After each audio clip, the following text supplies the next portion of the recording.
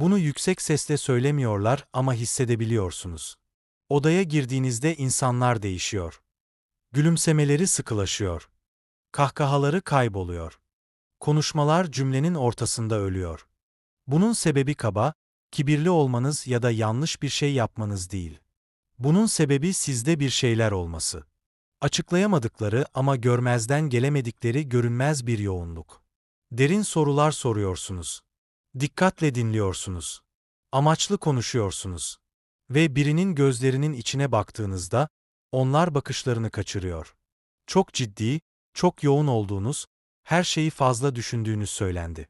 Peki ya çok fazla değilseniz?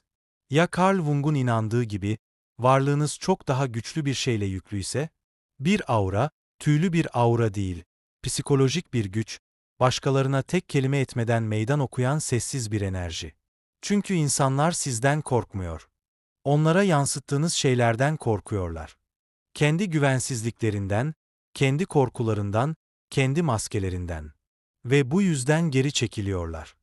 Kaçınıyorlar. Dedikodu yapıyorlar.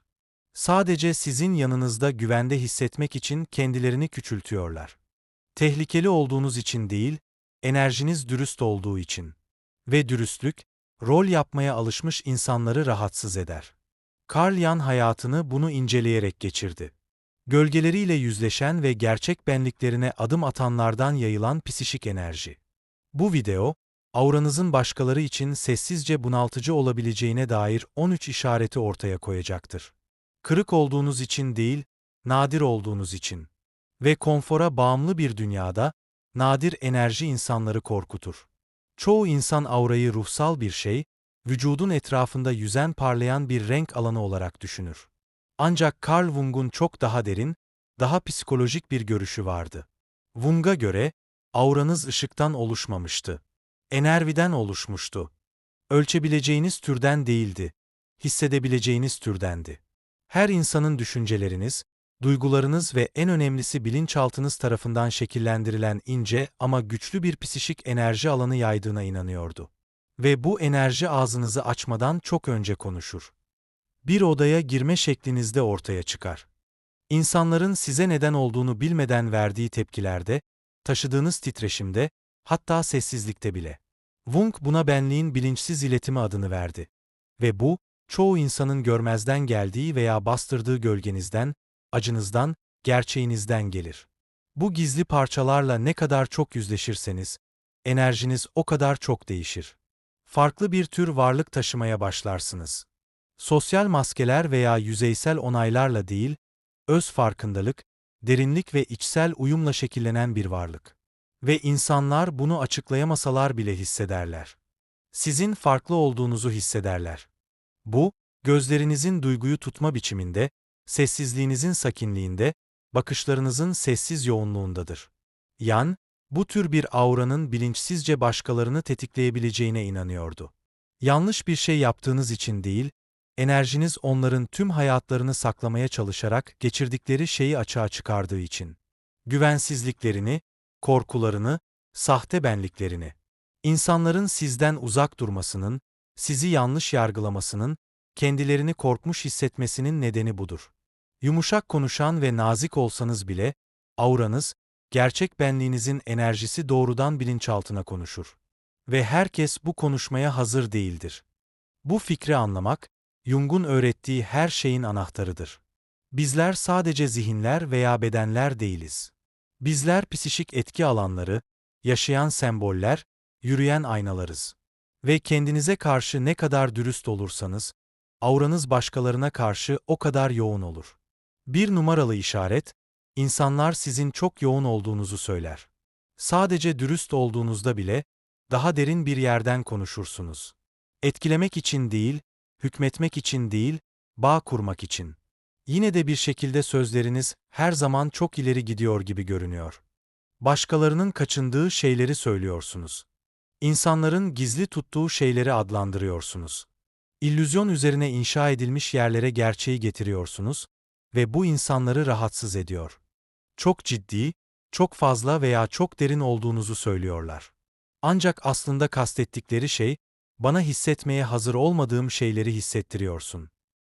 Carl Jung, Bazı insanların başkalarındaki bilinç dışını uyandıran bir enerji taşıdığına inanıyordu. Bu, onları kendileri, hayat ve dikkatlice inşa ettikleri kimlikleri hakkındaki gerçekle yüzleşmeye zorlar.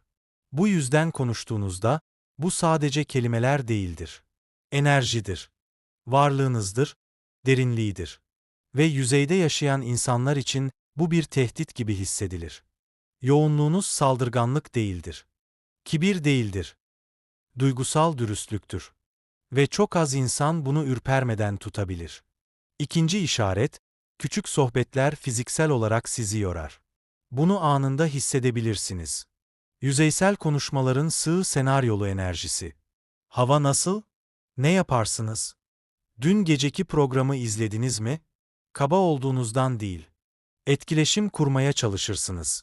Başınızı sallarsınız, gülümsersiniz, karşılık verirsiniz. Ama derinlerde, içinizde bir şey direnir. Yan, bilinçaltıyla güçlü bir bağlantısı olan insanların sahtelikten iğrendiğini düşünüyordu. Ve küçük sohbetler genellikle bir kalkan, gerçek bağlantıdan kaçınmanın bir yolu olarak hizmet eder. Bu yüzden bu konuşmaların içindeyken, auranız farklı bir sinyal gönderir. Bu gerçek değildir. Önemli bir şey hakkında konuşalım. Ama bu enerji senaryoyu bozar. Sosyal illüzyonu kırar. Ve insanlar bunu tek bir kelime etmeseniz bile hisseder. Sizi mesafeli, soğuk veya antisosyal olarak görebilirler. Ama gerçek şu ki, ruhunuz gerçekliğe aç. Ve auranız bu açlığı görünür hale getiriyor.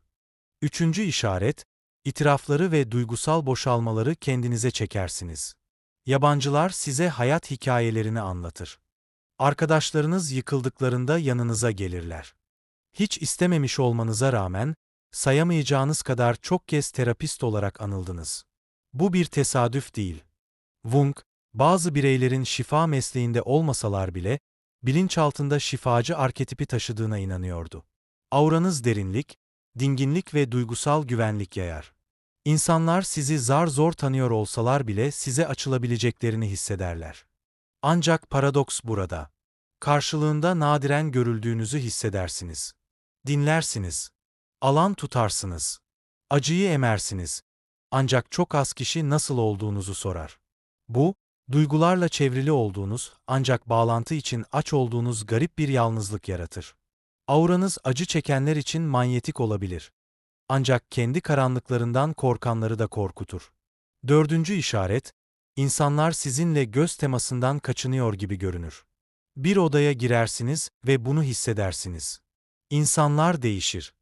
Önce bakarlar sonra gözlerini kaçırırlar. Daha yumuşak konuşurlar. Farklı davranırlar. Bu incelikli ama kesindir. Bazen sizden tamamen kaçınırlar. Diğer zamanlarda sizi anlamaya çalışıyormuş gibi bakarlar. Ama hiçbir şey söylemeyin. Carl Jung, bunu öğrettiğinde başkalarının reddettiği kendi parçalarınızı bütünleştirdiniz. Bilinçsizce bastırdıklarını yansıtıyorsunuz. Göz temasınız sosyal bir vesten daha fazlası haline geliyor. Psişik bir karşılaşmaya dönüşüyor. Sadece sizi görmüyorlar. Kendilerini sizin aracılığınızla görüyorlar. Ve bu yansımaya hazır değillerse, irkilecekler. Geri çekilecekler. Tamamen nazik olsanız bile sizi korkutucu olarak etiketleyecekler. Varlığınız dürüstlük talep ediyor. Bunu siz istediğiniz için değil, auranız sözcüklerinizden önce konuştuğu için. 5 numaralı işaret, varlığınız hiçbir şey yapmadan güçlü tepkileri tetikliyor. Sadece orada oturup hiçbir şey söylemiyorsunuz. Olağan dışı hiçbir şey yapmıyorsunuz. Yine de biri tepki veriyor. Savunmaya geçiyor. Sinirleniyor veya garip bir şekilde soğuk davranıyorlar ve siz ne yaptım diye merak ediyorsunuz. Carl Jung, birinin güçlü bir bütünleşik enerji taşıdığında, bunun etrafındakilerin, özellikle de kendi parçalarından saklananların bilinç dışını rahatsız ettiğine inanıyordu. Varlığınız bir ayna gibi davranıyor. İnsanlar kendilerinde yansıyan parçaları görürler, kabul etmek istemedikleri parçaları, güvensizliklerini, utançlarını, kıskançlıklarını. Konuşmanıza bile gerek yok. Enerjiniz konuşur. Bu, gelişmiş bir auranın sessiz gücüdür. Dikkat çekmenize gerek yoktur çünkü varlığınız başkalarını gerçekte, kim olduklarıyla yüzleşmeye zorlar. Ve çoğu insan gördüklerinden hoşlanmaz. Altıncı işaret, sahte kişiliklere tahammül edemezsiniz. Ve insanlar bunu hisseder. Maskelere, sahte kahkahalara, sığ kişiliklere, bitmeyen performans ihtiyacına asla dayanamadınız. Bunu anında görürsünüz. Zihniniz yetişmeden önce bunu bağırsaklarınızda hissedersiniz. Bu hassasiyet yargılama değildir. Algıdır. Wung, birinin gölgesini, karanlık, reddedilmiş özelliklerini bütünleştirdiğinde, psikolojik bütünlük adını verdiği şeyi geliştirdiğine inanıyordu. Bu onlara başkalarındaki parçalanmayı hissetme yeteneği verir. Bu yüzden poz veren, olmadıkları biri gibi davranan birinin etrafında olduğunuzda, auranız ince bir sinyal gönderir. Rol yapmayı bırakın. Gerçekte kim olduğunuzu görüyorum. Çoğu insan buna hazır değil. Sizin etrafınızda gerginleşebilirler veya aşırı savunmacı olabilirler veya sizi yoğun biri olarak etiketleyip size karşı tavırlarını sürdürebilirler. Mesafe. Onları ifşa ettiğin için değil, enerjinin onların illüzyonlarının nefes almasına izin vermediği için. 7 numaralı işaret, insanların kendilerini sorgulamalarına neden oluyorsun. Başkalarının kaçındığı soruları soruyorsun.